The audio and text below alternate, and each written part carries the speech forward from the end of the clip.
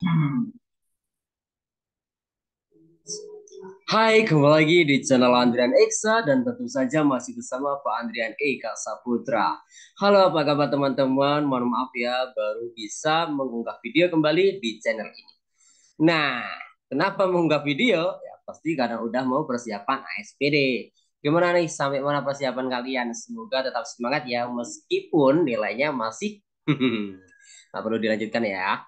Oke, kita akan bahas ini adalah soal bahasa Indonesia di tryout ASPD di Kora Bantul ya. Jadi buat teman-teman di Bantul bisa dilihat pembahasannya sampai selesai dan buat teman-teman di luar Bantul bisa jadi referensi gimana sih soal-soal tryout yang akan kalian hadapi nantinya. Langsung aja ya, kita to the point membahas soal satu persatu.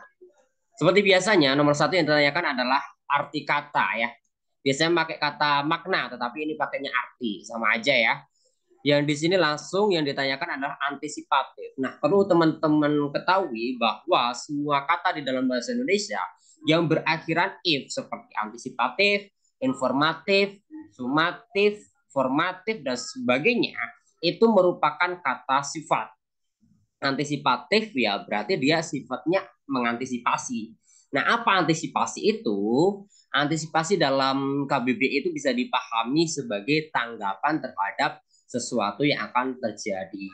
Jadi, ini jawabannya adalah yang C. Karena antisipasi itu adalah sebuah tanggapan gitu kan terhadap sesuatu yang akan terjadi.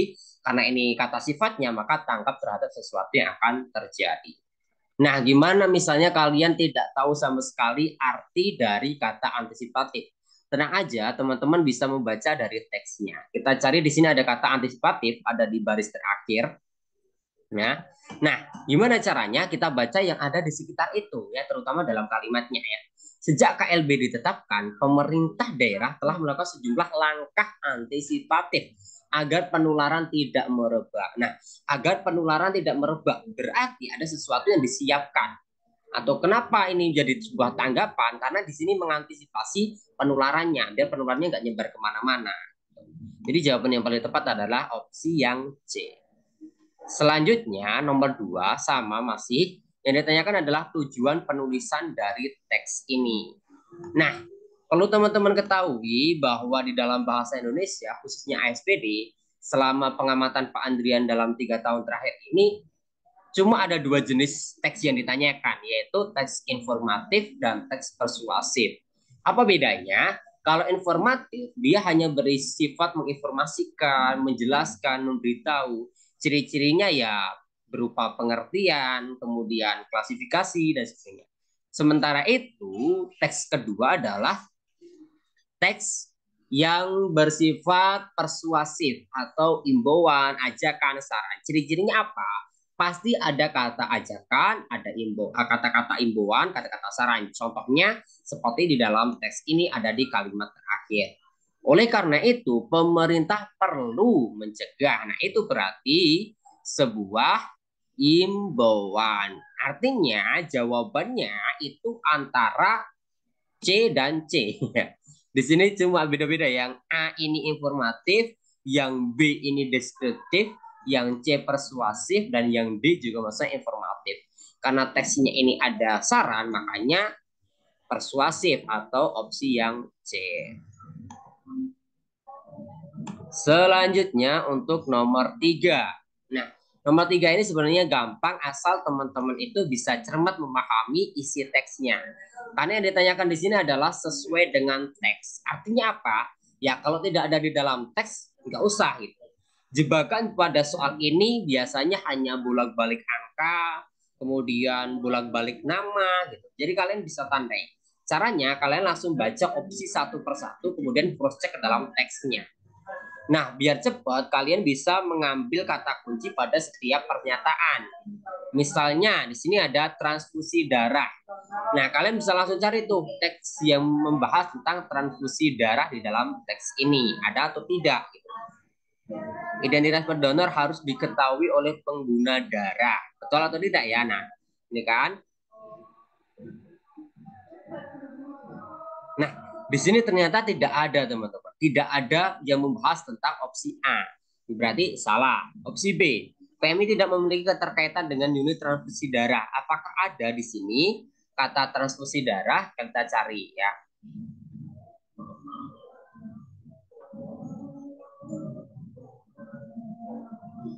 Nah ini, di sini dikatakan bahwa PMI itu memiliki hubungan yang erat.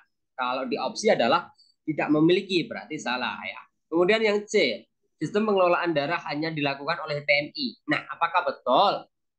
Nah, kalau dia mempunyai hubungan dengan unit transfusi darah, berarti ya bukan hanya PMI, tetapi unit transfusi darah juga. Yang terakhir, sebelum digunakan darah di luar tubuh manusia diawetkan. Nah, kata kuncinya adalah awet. Kita cari kata awet. Nah, ada di sini nih. Mengawetkan darah di luar tubuh manusia sebelum dipakai. Nah, ternyata jawabannya adalah yang D. Tips lagi ya teman-teman, untuk kalau ketika kalian mendapatkan pertanyaan tentang pernyataan yang sesuai, itu biasanya diubah kalimatnya, tidak sama persis tapi maknanya sama. Misalnya di sini mengawetkan darah di luar tubuh manusia sebelum dipakai. Kalau di sini diganti aja, ya kan, sebelum digunakan diawetkan. Jadi dari kata yang kalimat aktif diubah menjadi pasif. Untuk nomor 4, pertanyaannya adalah tentang ide pokok. Nah, ini juga gampang ya teman-teman. Ide pokok sebuah paragraf itu hanya terletak pada dua tempat, di awal atau di akhir. Nah, bagaimana ciri-cirinya? Kalau para ide pokoknya di awal, itu ditandai dengan kalimat kedua merupakan penjelasan dari kalimat pertama. Sedangkan ciri-ciri dari ide pokok di akhir itu diawali dengan kata-kata atau frasa yang menunjukkan sebuah kesimpulan. Nah, bagaimana? Coba kita baca dulu ya. Dawet Ireng merupakan salah satu minuman khas Purworejo. Oke, perbedaan dengan minuman dawet pada umumnya. Nah, kalimat kedua ini sudah menjelaskan kalimat pertama. Artinya, kalimat pertama ini merupakan kalimat pokok atau ide pokoknya. Berarti jawabannya adalah yang opsi C ya, minuman khas Purworejo. Nomor 5, yang ditanyakan adalah kalimat yang menyatakan hubungan sebab akibat. Apa sih konjungsi apa yang menyatakan sebab akibat? Itu bisa kalian catat ya. Itu ada kata karena, sehingga, maka, sebab, dan akibat. Nah, bagaimana cara mencarinya? Kalian tinggal cari aja kata-kata itu ya. Ini bisa dihafalkan, pendek cuma ada dikit. Jadi kalian bisa cari di dalam paragraf ini, temukan kata-kata tersebut. Contohnya ada di sini. Kata karena pada kalimat keempat. Berarti yang mengandung hubungan sebab akibat ada di kalimat nomor 4. Segampang itu. Selanjutnya nomor 6 yang ditanyakan adalah kalimat yang mewakili isi poster. Tips buat teman-teman, untuk poster ini biasanya kalian itu akan dijebak oleh beberapa pernyataan. Sekarang ada banyak pernyataan, kalian akan dijebak tuh opsinya kan, ngambil dari pernyataan satu, ngambil dari pernyataan dua, dan sebagainya. Padahal seharusnya kalian harus menyimpulkan. Artinya kesimpulan adalah kalian harus bisa memuat seluruh isi. Nah, gimana? Sedangkan ini banyak sekali kalimatnya, pasti ini ada mengankan, ini kan ada 1, 2, 3, 4, 5. Berarti cari opsi yang ada 5 pilar ya. Cari opsi yang ada tulisan 5 pilar. Berarti yang opsi D. Nah, gimana? Gampang kan bahasa Indonesia? Semangat ya. Oke, lanjut nomor 7. Nomor 7 adalah situasi yang kemungkinan muncul. Jenis pertanyaan ini sebenarnya bisa kalian kerjakan tanpa harus membaca teks yang ada. Kenapa? Karena pernyataan yang mungkin muncul itu bisa ditandai dengan pernyataan sebagai berikut. Kalau dia tidak berupa pernyataan yang logis, dia adalah pernyataan yang positif. Nah, kita coba baca ya. Terjadi lonjakan permintaan BBM oleh masyarakat dan industri. Ini jelas negatif ya. Opsi yang pertama jelas negatif, berarti yang nomor 1 tidak ya. Kemudian produsen akan menaikkan harga barang jasa yang diproduksi. Ya, masuk akal, ketika BBM naik ya berarti harga barang jasanya naik, itu logis ya. Pedagang kaki lima akan menutup warungnya dan bangkrut. Enggak, ini negatif ya, jangan dipilih sesuatu yang negatif. Yang nomor 4, biaya transportasi dan distribusi mengalami peningkatan. Ya, sama ini ya. Maksudnya ini juga betul. Berarti jawabannya 2 dan 4. Oke, ternyata ada opsi seperti ini, berarti kemarin modelnya menjodohkan ya, atau memilih dua. Kalau Bantul memang sering eksperimen seperti ini ya, memilih dua opsi yang benar atau pilihan ganda kompleks. Tapi besok ketika ASBD tidak ada ya teman-teman, seolah semua adalah pilihan ganda. Oke, lanjut nomor 8. Nomor 8 yang ditanyakan di sini adalah ringkasan. Nah, perlu teman-teman ketahui bahwa ringkasan itu sesuatu yang ringkas. Seperti teman-teman punya sebuah kaos, itu kalau mau dimasukin ke tas pasti dilipat dulu. Nah, lipatan itulah yang disebut dengan ringkasan. Artinya, ketika teman-teman itu lipat kaosnya, kemudian teman-teman buka, isinya tetap sama. Artinya semua harus masuk karena di sini ada 2 paragraf. Kalian tinggal menggabungkan ide pokok dari kedua paragraf ini. Yang pertama adalah bahwa Taman Laut Bunaken itu adalah mempunyai pemandangan yang indah, ya. Yang paragraf kedua di Bunaken ini terumbu karang dipenuhi beragam hewan air. Nah, mana kalimat yang menggabungkan dua ide pokok ini? Berarti jawabannya ada di opsi C. Oke, lanjut ke nomor 9. Mohon maaf. Oke, nomor 9 di sini yang ditanyakan adalah simpulan. Nah, kalau simpulan ini jelas berbeda dengan rangkuman ya teman-teman. Kalau rangkuman itu ibaratnya adalah parutan buah kelapa, sedangkan simpulan adalah santannya. Jelas, kalau parutan buah kelapa itu masih bisa disebut sebagai daging kelapa meskipun diparut. Tetapi kalau simpulan itu harus diperas dulu. Nanti dapat sarinya. Artinya apa? Artinya simpulan itu seringkali tidak ada di dalam teks. Karena ada juga yang disebut simpulan tersirat. Kalian harus bisa memproyeksikan kira-kira apa yang akan terjadi ketika ada teks seperti ini. Oke, langkahnya mau tidak mau kalian harus membaca ya secara menyeluruh. Ini cuma ada 1 paragraf, ini lebih mudah ya. Menyumbangkan darah atau yang istilah umumnya disebut donor darah adalah proses pengembalian darah, pengambilan darah dari seseorang secara sukarela. Darah yang sudah diambil akan disimpan dan dipakai untuk transfusi kepada orang yang membutuhkan. Selain menyelamatkan jiwa seseorang, donor darah juga berguna bagi sang pendonor, yaitu antara lain menjaga kesehatan jantung, meningkatkan produksi sel darah merah, dan mendeteksi penyakit. Nah, sebenarnya bisa ya. Apa yang kalian tangkap bahwa di sini itu ada donor darah. Ternyata donor darah ini selain menyelamatkan manusia juga bisa bermanfaat bagi kesehatan. Nah, itu inti dari teks ini. Berarti artinya apa? Berguna untuk dirinya sendiri dan juga berguna untuk orang lain. Maka jawaban yang paling tepat adalah opsi yang C. Donor darah bermanfaat bagi pendonor dan orang lain yang membutuhkan. Karena tidak hanya bagi yang membutuhkan, tapi juga bagi kesehatan pendonor itu sendiri. Lanjut nomor 10. Nomor 10 ini yang ditanyakan adalah kalimat menyatakan opini. Nah, apa sih opini itu teman-teman? Opini itu adalah sebuah pendapat. Ciri-ciri opini adalah dia menggunakan kata sifat. Kemudian sesuatu yang belum pasti. Apa toh yang belum pasti? Ya sesuatu yang belum terjadi. Ciri-cirinya dia akan banyak menggunakan kata akan, diperkirakan, kemungkinan, dan sebagainya. Kalau berdasarkan paragraf ini, kita bisa lihat pada kalimat yang ini nih. Pemandangan tersebut akan mengganggu. Nah, akan mengganggu itu berarti belum tentu terjadi. Ya, berarti ini sebuah opini. Yang di sini juga dikhawatirkan. Nah, khawatir itu kan sebuah kata sifat ya. Berarti ini juga opini. Jawabannya adalah 3 dan 4. Oke, bagaimana 1 sampai 10 ini? Ternyata nggak begitu sulit ya. Tapi kenapa kemarin bisa nilainya masih segitu? Teman-teman hanya kurang cermat. Tetap semangat ya. Mari kita lanjutkan. Nomor 11 yang ditanyakan adalah perbedaan penggunaan bahasa. Nah, kalau kalian mendapatkan pertanyaan seperti ini, ada baiknya kalian membaca opsinya terlebih dahulu. Di sini ada kata baku tidak baku. Baku itu artinya sesuai dengan kaidah, sesuai dengan KBBI, ya. Kemudian ada kalimat klasifikasi. Apa itu klasifikasi? Klasifikasi adalah pengelompokan atau penggolongan.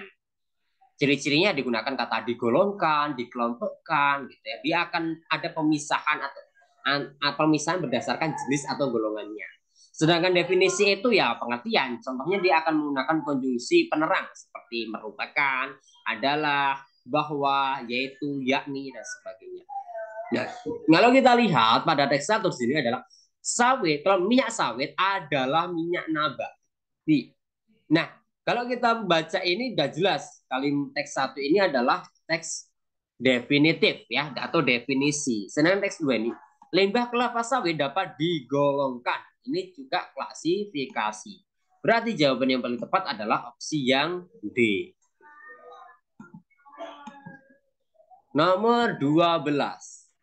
Nomor 12 di sini tanyakan adalah perbedaan pola penyajian teks. Nah, apa itu pola penyajian? Bagaimana sebuah teks itu disusun oleh penulisnya. Di sini ada sebab akibat, artinya dia akan menggunakan banyak konjungsi sebab akibat seperti karena, sehingga, maka, sebab, dan ada akibat, tapi dalam bentuk konjungsi atau kata-kata itulah ini. Kemudian ada konjungsi waktu. Waktu itu dia pasti akan menggunakan waktu, bisa jam, bisa hari, bisa sebelum, sesudah, kemudian, lalu. Ada ruang. Kalau ruang ciri-cirinya dia berpindah tempat ya. Misal contohnya dia masuk ke sebuah museum, di ruang pertama dia akan disuguhkan apa, kemudian dia lanjut ke ruang kedua akan lihat apa dan sebagainya. Kalau peristiwa itu dia kejadian-kejadian ya. Misal ada peristiwa tabrakan gitu kan. Secara peristiwanya kayak misal satu mobil ngebut, mobil yang lain juga ngebut, kemudian tabrakan, kemudian meledak. Nah, itu contoh untuk yang peristiwa. Kalau kita lihat ya secara gamblang aja di sini sebenarnya udah terlihat ya. Di sini banyak menggunakan angka untuk teks satu ini ya. Banyak menggunakan angka. Artinya teks satu ini menggunakan pola penyajian waktu. Nah, kalau sedangkan di sini opsinya udah beda semua. Jadi pasti jawabannya yang B. B biar kalian lebih mantap gitu ya. Di sini ada kata akibat ya. Berarti dia jelas ya sebab akibat dan sebagainya. Nanti bisa dicek sendiri. Yang tes satu ini udah benar-benar sudah jelas ya, ada 3 November, 4 November, kemudian pukul 15 sampai 15. Nomor 13.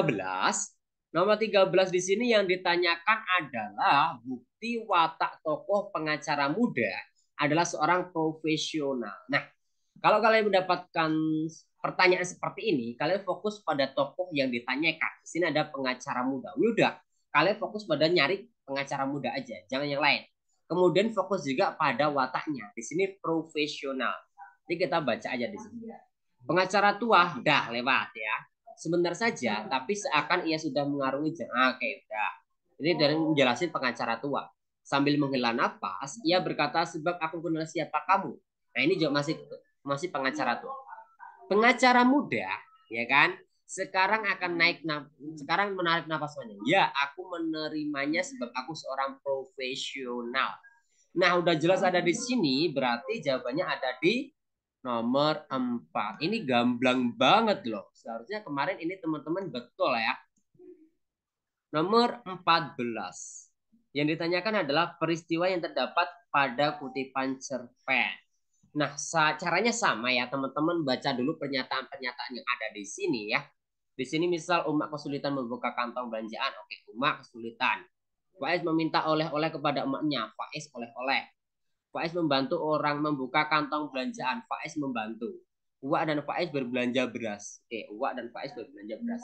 Sekarang kita baca. Faiz menelitik dengan ekor matanya. Ia juga penasaran dengan isi kantong hitam yang dibawa Umak. Tak biasanya Umak belanja sebanyak itu. Tak sabar melihat umaknya yang kesulitan membuka ikatan kantong hitam itu, Faiz meletakkan penanya dan mendekati perempuan. Ai, Mak, alangkah banyaknya Umak belanja. Dapat duit dari mana Umak? Faiz tak percaya melihat isi kantong yang baru berhasil mereka buka. Ya, di sini ada kata ya, umaknya kesulitan. Berarti opsi yang pertama udah betul ya, umaknya kesulitan. Ya. Kemudian yang lain di sini adalah mereka berhasil membukanya. Berhasil mereka buka itu artinya kan Faiz membantu membuka kantongnya, ya kan? Berarti jawabannya opsi 3 dan opsi 1. Nah, kalau untuk pertanyaan-pertanyaan seperti ini, teman-teman yang penting jeli aja ya. Teman-teman jeli, jangan tergesa-gesa meskipun ada 40 soal. Karena ada beberapa soal yang bisa dikerjakan dengan cepat, ada yang butuh memikir atau teliti seperti ini. Lanjut ke nomor 15, teman-teman. Nomor 15 di sini ditanyakan adalah alasan perempuan tua membeli ikan di tempat bapak. Nah, ini juga kita langsung fokus pada peristiwanya aja. Peristiwanya adalah perempuan tua membeli ikan. Kita cari itu ya. Memegang ikan, memeriksa. Berapa? Beli 2 kilo. Jalannya per kilo bisa. Dengan semangat Bapak segera memasukkan ikan. Berapa? 50.000. Sembari menyerahkan kantong plastik. Timbangan Anda bagus. Ini pas 2 kilo. Biasanya bila saya membeli perumahan itu tulus, Bapak hanya tersenyum menanggapi. Nah, ini di sini. Ujiannya menanyakan berapa kilo seperti yang bisa didapat. Dengan semangat Bapak. Seorang perempuan mendekati lapak mereka, ya, memegang ikan, memeriksa insangnya. Beli 2 kilo, ujiannya tanpa menyatakan harga per kilonya seperti yang biasa dilakukan para pembeli lain. Dengan semangat, Bapak segera masukkan ikan ke dalam kantongan plastik putih dan menimbangnya. Berapa? 50.000. Jawab Bapak sembari menyerahkan kantong plastik itu. Timbangan Anda bagus, ini pas 2 kilo. Biasanya bila saya membeli dari penjual lain, maka jumlah ikannya tak sampai 12 ekor. Puji perempuan tua itu tulus. Bepa hanya tersenyum menanggapi pujian itu. Nah, coba kita lihat ya opsi-opsinya. Ikan yang dijual Bapak masih segar. Harga ikan tempat Bapak jauh lebih murah. Enggak ya, dia tidak menyebutkan harga, tanpa menyatakan harga. Ikan yang dijual Bepa lebih murah enggak juga. Jumlah ikan yang didapat dari Bepa lebih banyak daripada penjual lain. Ya, meskipun iya, tetapi di sini tidak, ya, tidak ada. Karena opsi B, C, D ini udah salah, berarti jawabannya adalah A. Ya, kenapa bisa A ya? Karena nggak ada alasan lain. Karena ini tanpa menanyakan harga, berarti dia ibu ini tidak mempermasalahkan harganya. Kemudian puji perempuan nih kan di sini biasanya bila saya tidak sampai 12 ekor. Artinya dia belum tahu kalau isinya itu berapa. Berarti ya jawabannya ya A. Meskipun di sini tidak dijelaskan secara eksplisit gitu. Lanjut ke nomor 16. Nah, itu contoh soal yang sulit ya. Nomor 16, latar suasana. Nah, bagaimana kita bisa mengetahui latar suasana sebuah cerita? Ini cukup mudah ya, teman-teman. Caranya adalah kita baca aja dengan hati-hati sambil kita mencoba masuk ke dalam ceritanya. Nanti suasana itu akan dengan sendirinya tergambar dalam pikiran kita. Buaya sangat sedih. Oke, udah ada kata sedih. Berarti ya antara kesedihan, kekecewaan. Ya berarti jawabannya antara A atau B. Sedih itu dekat dengan cemas dan kecewa. Mendengar perkataan, air matanya menetes. Oke.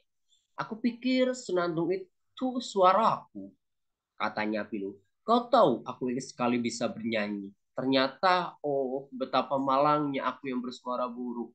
Hei, di sini ada kata kemalangan. Oh, betapa malangnya aku bersuara buruk. Artinya apa? Artinya ada sebuah kekecewaan dalam diri buaya. Nah, sebenarnya ini udah jelas jawabannya yang B ya. Tapi kalau teman-teman mau lebih mantap bisa dilanjutkan. Burung penyanyi merasa iba. Ia segera mencari cara untuk menghibur sahabatnya itu. Teman, bagaimana kalau kau membuat gelembung-gelembung air dan aku bersenandung? Kita lakukan bersamaan. Suara yang terdengar pasti sangat enak terdengar. Nah, di sini cuma berupa pelipur dari kekecewaan si buaya. Berarti tetap suasana yang tergambar adalah suasana kecewa. Meskipun sebenarnya lebih berat ke suasana sedih, tapi tidak ada opsi sedih ya, jadi kita jawabnya kecewa. Dengan alasan si buaya ini mengeluhkan hidupnya. Nomor 17 yang ditanyakan adalah pengarang menggambarkan watak tokoh Danang. Nah, kalau kalian dapat pertanyaan tentang penggambaran watak tokoh, itu kalian langsung aja ya fokus pada tokoh yang ditanyakan. Di sini ada tokoh Danang. Tapi sebelum itu Pak Aneng ingin menjelaskan dulu nih beberapa hal. Misal tingkah laku. Tingkah laku itu bisa ditunjukkan oleh penulis itu dari gerak-gerik tokohnya ya. Kemudian kalau dialog antar tokoh berarti ditunjukkan dari cara berbicaranya. Kalau ciri fisik itu narasinya, deskripsinya. Misal perawakannya besar, badannya kekar. Kemudian langsung itu berarti dikatakan secara langsung. Contohnya buaya adalah hewan yang pesimis. Nah, berarti watak pesimis itu langsung digambarkan, dikatakan oleh pengarang. Nah, coba sekarang kita baca up di Danang ini seperti apa. Dalam kamar belajarnya, poster-poster dan gambar orang-orang berotot bertebaran di dinding-dindingnya. Meja belajar, tempat tidur, dan lemari pakaian tertata rapi dan bersih. Pensil, buku, tas berada di samping masing-masing. Nang, Danang, sudah setengah 6 tuh, sarapan sini. Teriak Bu Sugianti. Baik Bu, ini lagi pakai sepatu, udah siap kok. Seru Danang dari dalam kamarnya. Sebelum keluar, Danang memeriksa lampu dan TV lalu keluar sambil menutup pintu perlahan-lahan. Nah, di sini sebelum keluar, Danang memeriksa lampu. Berarti kan dia orangnya cermat ya. Orangnya cermat, orangnya memperhatikan hal-hal kecil ya. Kita kan sering tuh lupa mematikan lampu dan sebagainya. Nah, sedangkan penggambaran ini digambarkan dari caranya Danang bersikap atau disebutnya tingkah laku tokoh.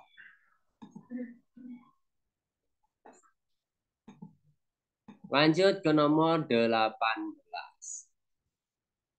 Oke, kutipan cerpen tersebut merupakan tahapan alor. Oke, pertanyaannya tentang tahapan alor. Nah, ini cukup rumit ya. Kita harus bisa tahu dulu ya. Yang namanya alur sebuah cerpen itu dibagi menjadi 3 bagian inti ya. Ada pengenalan atau orientasi, ada komplikasi atau permasalahan, dan resolusi atau penyelesaian. Tetapi dalam 3 ini diantaranya itu pasti ada penyambungnya. Misal dari orientasi, pengenalan ke komplikasi itu ada pengenalan masalah, kemudian ada komplikasi atau masalah, kemudian ada menuju puncak, kemudian ada puncak masalah atau klimaks. Kemudian setelah klimaks nanti ada peleraian, baru ada penyelesaian. Nah, bagaimana cara mengetahuinya? Kita harus baca tuh apakah baru ada pengenalan atau sudah ada masalah atau sudah selesai masalahnya. Farhad, Nia, Angel, dan Fikri duduk berhadap-hadapan. Farhad dan Fikri menghadap papan tulis, sedangkan Nia dan Angel membelakangi papan tulis. Nah, udah aku gambar ya, berarti ada peristiwa di situ ada 4 tokoh, yang 2 menghadap papan, yang 2 tidak menghadap papan. Mereka berhadap-hadapan. Sekarang kita sudah menemukan akar permasalahannya. Kata Farhad mengawali obrolan mereka. Sekarang kita sudah. Artinya peristiwanya sudah terjadi atau permasalahannya sudah terjadi. Kalau permasalahan sudah terjadi, berarti peristiwa atau alurnya ya antara peleraian dan penyelesaian. Oke, berarti jawabannya antara C atau enggak C ya. Berarti jawabannya udah jelas D ya. Karena dia kalau sudah gitu kan ada kata sekarang kita sudah menemukan akar permasalahan. Berarti antara dilerai atau sudah selesai. Jawabannya yang D. Nomor 19. Makna kata patah arang. Oke, ini kita masuk ke dalam makna simbol. Perlu teman-teman ketahui, makna simbol itu bisa dipahami dengan kita melihat makna aslinya ya, karena makna simbol itu diambil dari makna aslinya, diambil dari kesamaan sifat. Misalnya di sini ada patah arang. Kita nggak usah masuk ke dalam teks dulu. Patah arang itu ada 2 kata yang digabungkan, patah dan arang. Ya, patah itu artinya ya patah jadi 2, kemudian arang itu kayu yang sudah dibakar. Artinya ada sebuah kayu yang sudah dibakar tapi patah gitu. Artinya apa? Artinya kalau dia sudah patah, ya bayang aja, arang yang sudah patah itu apa yang akan terjadi pada arang yang patah? Yang jelas arang itu tidak akan bisa disatukan lagi. Itu yang logisnya. Nah, kita baru masuk ke pengertian-pengertiannya. Nah, berarti kemungkinan ya jawabannya yang A. Tetapi apakah betul seperti ini? Kita perlu cek ke dalam teksnya. Kita cari kata patah arang di dalam teks ini. Nah, ada di sini nih. Sudah patah arang. Kita coba cek ya. Akhirnya kedua bersaudara itu membawa persoalan ke pengadilan. Oke, Setelah mendengar keputusan pengadilan, Andi sang kakak merasa kurang puas. Berkali-kali keluarga menasihati keduanya, namun kedua bersaudara itu tidak bisa didamaikan. Nah, di sini sudah ada kata kunci tidak bisa didamaikan. Hubungannya sudah patah arang, berarti sudah tidak bisa disatukan lagi.